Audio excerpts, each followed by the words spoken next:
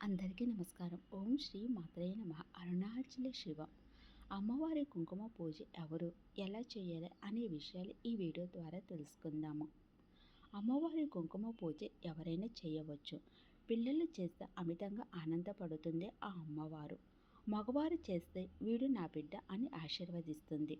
స్త్రీలు చేస్తే వారిలో అమ్మవారు తన రూపాన్ని చూసుకుంటుంది.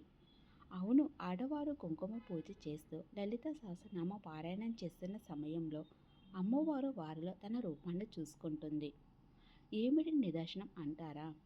వసున్యాది దేవతలకు లలిత రహస్య సహస్రనామం చెప్పమని ఆజ్ఞాపించినప్పుడు అమ్మవారు వారితో పలికేది మీరైనా మీలో ఉండి పలికించేది నేనే అని చెప్పారు కదా.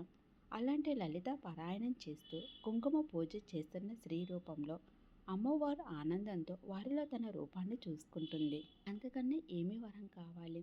అమ్మవారి రూపంగా నీ రూపాన్ని అమ్మవారు భావించగానే నీ పాపములన్నీ నశించిపోతాయి.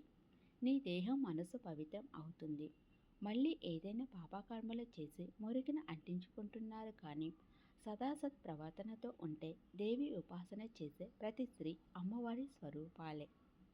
ప్రతి స్త్రీ కూడా శక్తి స్వరూపమే అయితే ప్రవర్తన కర్మను అనుసరించి positive energy negative energy doubles అవుతుంది. అంటే దేవతగా ఉండాలన్నా దయ్యంగా ఉండాలన్నా వారి ప్రవర్తన వల్ల ఆ రూపం వారిలో మేలుకుంటుంది.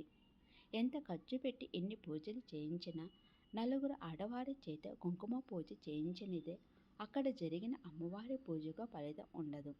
ఎంతమందిని ఒక్కచోట చేర్చి కుంకుమ పూజ చేయిస్తే ఆ కార్యానికి అంత శుభం కలుగుతుంది.